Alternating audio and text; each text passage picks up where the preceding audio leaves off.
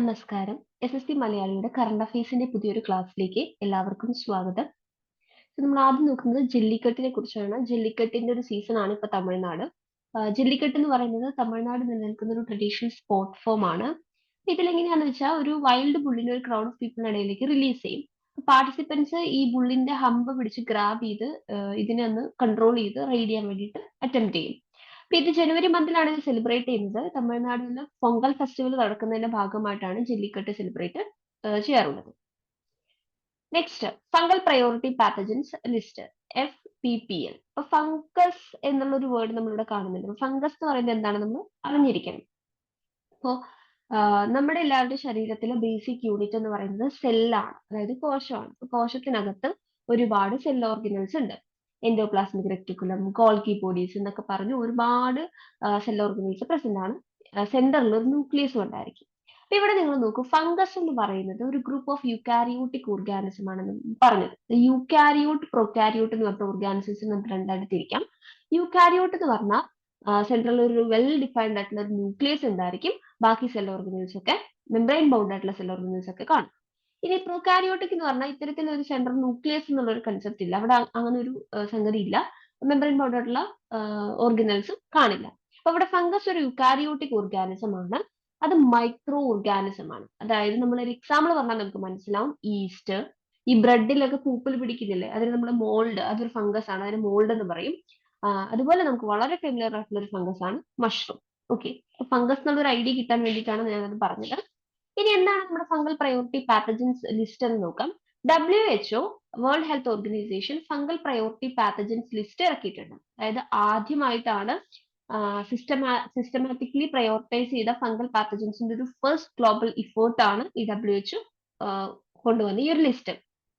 അപ്പൊ WHOയുടെ FPPL എന്ന് പറയുന്നത് എന്താണ് ഫോക്കസ് ചെയ്യുന്നതെന്ന് വെച്ചാൽ, നമുക്ക് ഒരുപാട് ഫംഗൽ ഇൻഫെക്ഷൻസും അതുമായി ബന്ധപ്പെട്ട ആന്റി ഫംഗൽ റെസിസ്റ്റൻസിനെ കുറിച്ച് നമ്മൾ ഡെയിലി കേൾക്കുന്നുണ്ട്. ഒരുപാട് ഫംഗൽ ഇൻഫെക്ഷൻസ് ഉണ്ട് നമ്മളെ എഫക്ട് ചെയ്യുന്നതും പ്ലാന്റ്സിനെയൊക്കെ എഫക്ട് ചെയ്യുന്നതും. അത്തരത്തിലുള്ള ഫംഗസുകളുടെ ഒരു പ്രയോറിറ്റി ലിസ്റ്റ് തയ്യാറാക്കുക. അപ്പോ 19 ഫംഗസുകൾ, അതായത് നമ്മുടെ പബ്ലിക് ഹെൽത്തിന് ഒരുപാട് ത്രെട്ട് ഉണ്ടാക്കുന്ന 19ഓളം ഫംഗസിനെയാണ് ഈ ഒരു ലിസ്റ്റിനകത്തേക്ക് ഉൾപ്പെടുത്തിയിരിക്കുന്നത്. Next, IIT Delhi team makes first ഹയർസ് landslide risk map for India. ഇന്ത്യക്ക് വേണ്ടി ആദ്യമായിട്ട് ലാൻഡ്സ്ലൈഡ് റിസ്ക് മാപ്പ് ഉണ്ടാക്കാൻ ഒരുങ്ങുകയാണ് IIT ഡൽഹി എന്നുള്ള ഒരു ടീം എന്ന് പറയുന്നത്. അപ്പൊ നമുക്കറിയാം, വളരെ റീസെന്റ് ആയിട്ട് ലാൻഡ്സ്ലൈഡ്സ് ഒരുപാട് നോർത്ത് ഇന്ത്യയിലൊക്കെ ഒരുപാട് നടക്കുന്നുണ്ട്. അപ്പൊ ഇന്ത്യൻ ലാൻഡ്സ്ലൈഡ് സസെപ്റ്റബിലിറ്റി മാപ്പ് എന്നാണ് അതിന്റെ പേര് കൊടുത്തിരിക്കുന്നത്. അപ്പൊ ആദ്യമായിട്ടാണ് ഇങ്ങനെ ലാൻഡ്സ്ലൈഡ് റിസ്ക് മാപ്പ് ഒക്കെ നമ്മൾ ഉണ്ടാക്കുന്നത്. Okay, the map and the researcher study will be published in the journal Catena in its February 2024 issue. അപ്പൊ February 2024 ഇഷ്യൂല് Catena എന്ന് പറയുന്ന ഒരു ജേർണലിനകത്താണ് ഈ മാപ്പ് പബ്ലിഷ് ചെയ്യാൻ വേണ്ടിയിട്ട് പോകുന്നത്. ഇപ്പൊ ഈ ലാൻഡ് സ്ലൈഡ്സ് ഇന്ത്യയിൽ വളരെ ലോക്കലൈസ്ഡ് ആയിട്ടുള്ള ഏരിയയിലാണ് നടക്കുന്നത്. മെയിൻ ആയിട്ട് ഒരു 1 to 2% ഓഫ് ദി കൺട്രിയിലും നമ്മുടെ ലാൻഡ് സ്ലൈഡ്സ് നടക്കുന്നുണ്ട്. അടുത്തത് panspermia, life from one world to the next. Panspermia എന്ന് പറഞ്ഞാൽ നമ്മുടെ ഭൂമിയിൽ ജീവൻ ഉണ്ടായത് എങ്ങനെയാണ് എന്നതുമായി ബന്ധപ്പെട്ട് വരുന്ന ഒരു തിയറിയാണ്. ആക്ച്വലി ആ തിയറി തള്ളപ്പെട്ടു പോയി, പക്ഷെ ആ ഒരു തിയറിയുമായി ബന്ധപ്പെട്ട ഒരു കാര്യം ഇന്നത്തെ പേപ്പറിൽ ഉണ്ടായിരുന്നു.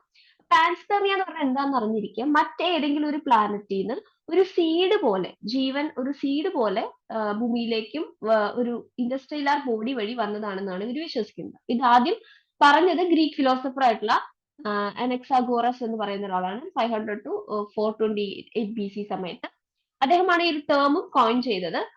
ആദ്യം സീഡ് പോലെ പ്ലാനറ്റിൽ നിന്ന് ട്രാവൽ ചെയ്യാൻ കഴിയുന്ന പൊട്ടൻഷ്യൽ ഉള്ള ഒന്നാണ് ലൈഫ് എന്നാണ് അദ്ദേഹം പറഞ്ഞു വെച്ചത്. Next, January 8 is internationally observed as typing day. ഇപ്പൊ വേൾഡ് ടൈപ്പിംഗ് ഡേ ആണ് ജനുവരി 8 എന്ന് പറയുന്നത്. 2005 മുതലാണ് ഇങ്ങനെ ഒരു ഡേ ക്രിയേറ്റ് ചെയ്തത്.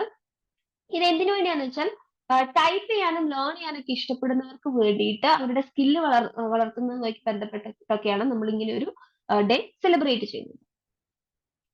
നെക്സ്റ്റ്, ഇനി first IAF C-130 with guard commandos make night landing at Kargil.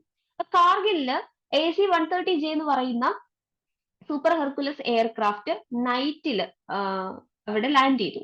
Actually കാർഗിലിലെ high altitude ആയിട്ടുള്ള എയർഫീൽഡിലാണ് ഇവര് ലാൻഡ് ചെയ്തിരിക്കുന്നത്. ഈ പറയുന്ന ഹൈ ആൾട്ടിറ്റ്യൂഡ് കാർഗിൽ എയർഫീൽഡ് പാകിസ്ഥാനുമായിട്ടുള്ള ലൈൻ ഓഫ് കൺട്രോളിന്റെ തൊട്ടടുത്ത് തന്നെയാണ്. C-130J എന്ന് പറയുന്നത് നമുക്ക് നൈറ്റ് വിഷൻ ഡിവൈസസ് ഒക്കെ ഉള്ള ഓൺബോർഡ് അവയോണിക്സ് ഒക്കെ ഉള്ള ഒരു എയർക്രാഫ്റ്റ് ആണ്. അപ്പൊ ഈ എയർക്രാഫ്റ്റിന്റെ ഈ ലാൻഡിങ്ങോട് കൂടി നമ്മുടെ ഇന്ത്യൻ എയർഫോഴ്സിന് സ്ട്രാറ്റജിക്കലി ലൊക്കേറ്റഡ് ആയിട്ടുള്ള ഏരിയയിൽ ഡേയിലും നൈറ്റിലും ഓപ്പറേഷൻസ് നടത്താൻ പറ്റും എന്നുള്ളത് തെളിയിച്ചിരിക്കുകയാണ്.